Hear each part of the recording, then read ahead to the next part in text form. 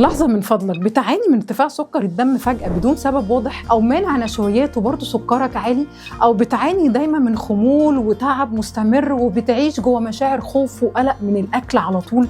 مش بس كده، بتدخل في مضاعفات السكر سواء ضغط أو كوليسترول أو دهون على الكبد.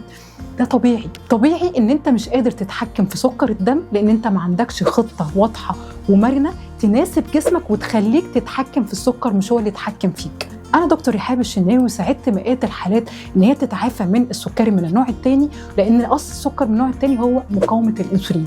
عشان كده صممت برنامج وتحدي خلال 30 يوم اسمه تحدي حياتك بلا سكري، بيساعد مرضى السكري من النوع الثاني ومقاومة الأنسولين إن هم يتحكموا في سكر الدم في أقل من 30 يوم ومن غير حرمان ومن غير أدوية كمان. عشان كده صممت لك برنامج حياتك بلا سكري. تحدي حياتك بلا سكري تحدي لمدة 30 يوم، برنامج شامل وبسيط، هتلاقي فيه خطة مدروسة وواضحة ومناسبة لجسمك عشان نقدر نتحكم في سكر الدم ونظبط السكر في أقل من 30 يوم ومن غير حرمان أو دايت قاسي، لأن احنا بنتعلم كل ده في دورة حياتك بلا سكري. في دورة حياتك بلا سكري هتلاقي أكتر من 15 كتيب في كل خلاصة خبرتي عشان تبدأ فورا، من أعشاب بقى وملفات كتيرة جدا.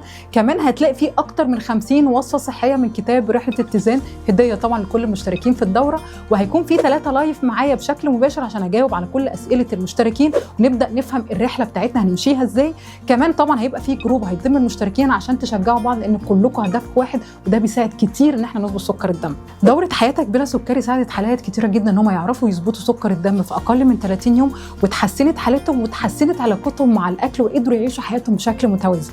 فدي فرصتك لو انت مستعد ان انت فعلا تبدأ معانا بداية جديدة، تقدر تنضم للراوند دي. كل اللي عليك ان انت تضغط على الرابط، وخلي بالك في خصم حلو جدا معمول في الراوند دي، وممكن تلحق الخصم كمان وتكون موجود معانا بخصم حلو جدا. مستنيه اشوفك في التحدي.